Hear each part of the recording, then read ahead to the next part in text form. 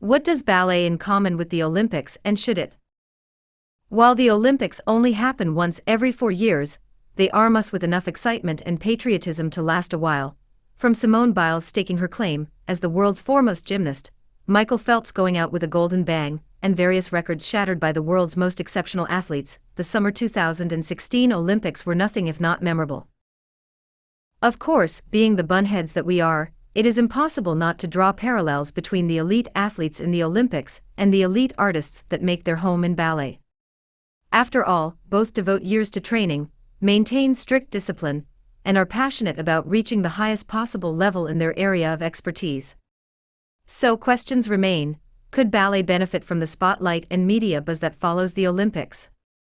Where is the overlap between arts and athletics, and how does the dance requirement for female gymnasts in their floor routines change our perception of artistry? First, there are some similarities between ballet's greatest competitions and the structure of the Olympics. Varna International Ballet Competition, held once every 2 years and known for its prestige, has produced dancers that are the equivalent to household names like Michael Phelps, including Daniel Simkin and Sylvie Gillum. Jackson International Ballet Competition is also held every 4 years, and bills itself as an Olympic-style competition where premier young dancers from around the world compete for gold, silver, and bronze medals as well as cash prizes and company contracts. Competing in ballet has become a normal part of dance culture, but remains heavily disputed. Viewers, enthusiasts, dancers, and teachers worry that ballet has, in fact, ventured too far into the sports arena, with gymnastics-esque extensions, quadruple pirouettes, and insane flexibility popping up more and more often in classical variations. While competitions are undoubtedly bridges to opportunities for young dancers and exciting for audiences, especially those used to the intensity and obviousness of competing in sports, there remains the unsettling feeling that the thirst for gold and having pre-winner by your name somehow diminishes ballet as an art form.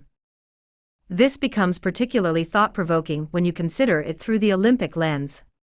Female gymnasts are still required to include dance in their floor routines and perform to the music, while male gymnasts perform passes that don't pretend to be artistic, just purely athletic. It is a bizarre parallel to draw and highlights the fundamental differences between ballet and Olympic-style competitions. Female gymnasts should be judged on their athleticism and execution, not their ability to shove some dance moves into already jaw-dropping routines. They are athletes.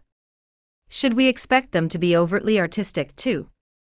Meanwhile, we judge dancers, especially young ones, harshly when their performances cross more of the arts/athletics line than we would like.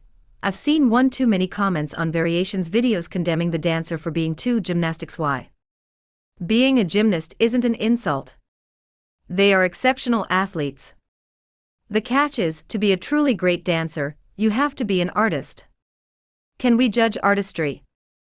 I believe to a degree, we can, but somehow that goes overlooked a bit too often in most competitions, just as having an Olympic gymnast add a shoulder shimmy into their passes seems out of place.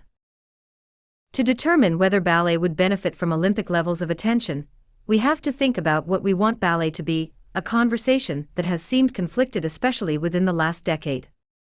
In virtually every medium, from athletic wear brands to the pages of Vogue, in commercials, on television shows, ballet is popping up as part of our pop culture. Dancers themselves have taken to social media, which adds a layer of insight ballet's make it look effortless mentality didn't necessarily lend itself to. Before, we, as the general public, saw the end result, a performance. Now, we see dancers sleeping in airports on tour, outlining the diets that fuel their bodies in magazines, in rehearsal, and bleeding through their Pointe shoes. This isn't altogether different from the bevy of Olympian-focused press in which athletes showed the media a glimpse inside their schedules or eating habits. And just like those of us who consumed Olympic news like it was going out of style, audiences want to go inside the art, so to speak, with dancers. We want them to perform perfectly, but at the same time, we secretly love knowing that they are human, too. We've already cemented ballet as a competition, which is the first streak of Olympic similarity. It has retrained us not to just enjoy a beautiful dancer, but to want to watch the best dancers.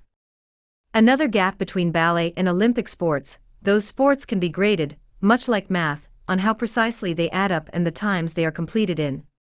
While in ballet, there's certainly an element of this too. A sloppy fifth position is always a no-go. Can you judge a dancer in a competition if you're purely grading them as artists, or do competitions by default turn dance into a sport? What would change about ballet if dance was in the Olympics?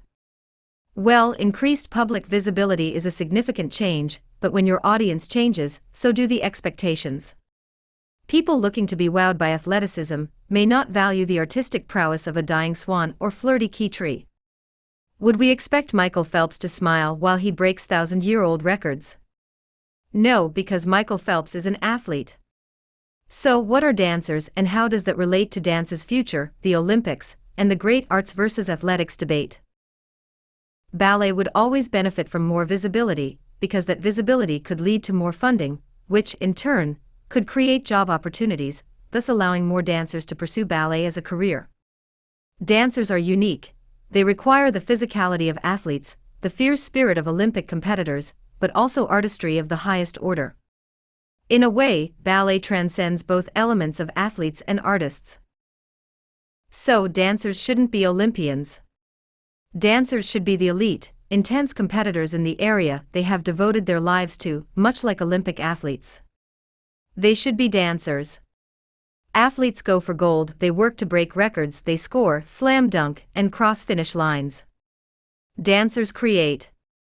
Dancers go for art.